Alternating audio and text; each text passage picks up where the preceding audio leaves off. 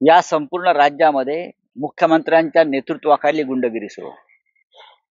मुख्यमंत्री कार्यालय, मुख्यमंत्र्यांचे निवासस्थान, मग ठाण्याचा असेल, डोंबिवलीचा असेल, मलबारीचा असेल, साताऱ्याचा असेल, प्रत्येक ठिकाणी गुंडांना, झुंडांना, माफियांना खतपाणी घालणारं काम तिथून चालू आहे. अनेक निवृत्त पोलीस अधिकाऱ्यांना त्या कामी त्यांनी कामाला लावलेलं आहे. मी पुराव्यासह माहिती देईन. मुख्यमंत्री कार्यालयातून गुंडांच्या मदतीसाठी फोन केले जातात, पोलीस अधिकाऱ्यांना सूचना दिल्या जातात. गणपत गायकवाड यांनी केलेल्या कृत्याचं आम्ही समर्थन करत नाही, पण या राज्यात काय चाललंय मुख्यमंत्र्यांच्या नेतृत्वाखाली सध्याच्या, याचा उद्रेक आणि याचा स्फोट गणपत गायकवाड यांच्या कृत्यानंतर झालेला आहे. एक आमदार, जो 3 वेळा आमदार आहे, तो सांगतोय की मला गुन्हेगार बनवण्यासाठी हातात हत्यार घ्यायला या मुख्यमंत्र्यांनी मजबूर केलेलं आहे. कारण काही असते. अत्यंत गंभीर असा आरोप त्यांनी केलेला आहे आणि त्या आरोपाची दखल ईडी आणि सीबीआयने घेतली पाहिजे, पोलिसांनी घेतली पाहिजे, आर्थिक गुन्हा शाखेने घेतली पाहिजे. गायकवाड म्हणतात माझे कोट्यावधी रुपये. गणपत गायकवाड क्या बोल रहे हैं? मेरे करोड़ों करोड़ रुपए एकनाथ शिंदे के पास पड़े हैं. माझे कोट्यावधी रुपये एकनाथ शिंदेकडे पडलेले आहेत हे गणपत गायकवाड म्हणतायत. आणि शिंदेने आपल्या मुलाची शपथ घेऊन सांगावं, हे कोट्यावधी रुपये गायकवाड यांनी शिंदेकडे का ठेवले, गायकवाड यांना ते कोणत्या मार्गाने प्राप्त झाले, कोणत्या व्यवहारातून मिळाले. आणि ही 100 कोटीपेक्षा जास्त रक्कम माझ्या माहितीप्रमाणे शिंदेकडे त्यांनी कशाकरता ठेवलेली आहे, त्या रकमेचं पुढे काय झालं. मला असं वाटतं ईडी आणि सीबीआयच्या हा तपासाचा विषय आहे. ही सरळ सरळ मनी लॉन्ड्रिंगची केस आहे.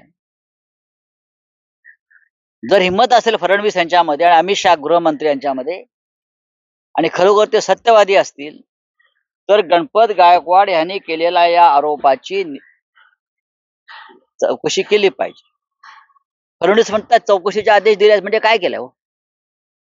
चौकशीचे मी आदेश दिले आहेत. एक आमदार फायरिंग करतो पोलीस स्टेशन मध्ये आणि आपण चौकशीचे आदेश देताय? कोणाला मूर्ख बनवताय? तुमचेच आमदार आहेत भाजपचे गायकवाड. कोट्यावधी रुपये ठेवले म्हणतात शिंदेकडे. कोणता पैसा या? फडणवीस सांगा तुम्ही समोर येऊन, हिंमत असेल तर. आता आम्ही सांगतो पैसा कुठून आला, कोणाचा आहे आणि या क्षणी ते पैसे कुठे आहेत.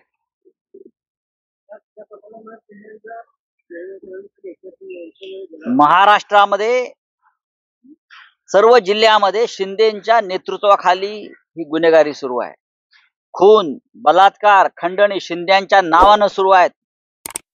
अहमदनगर जिल्ह्यामध्ये एक वकील दाम्पत्य आढाव, आपल्याला माहित असेल, त्यांचं अपहरण करून त्यांचा खून झाला खंडणीसाठी. आरोपी शिंदेचं नाव घेतात, आम्ही शिंदेची माणसं आहोत म्हणून.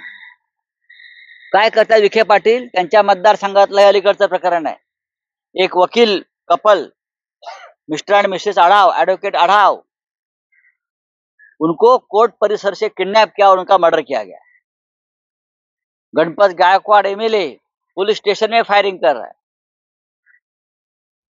मुख्यमंत्री कार्यालय से फोन जा रहे हैं, किसको छोड़ना है, किसको अरेस्ट करना है, किसके ऊपर एफआईआर लॉन्च करना है.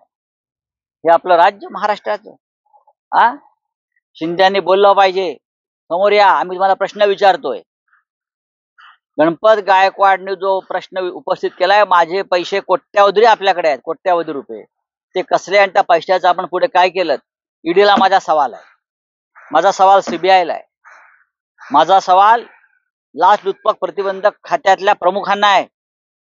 आपण IPS आहात, या समोर आणि सांगा गायकवाडच्या आरोपावरती आपल्याला उत्तर द्यावं लागेल.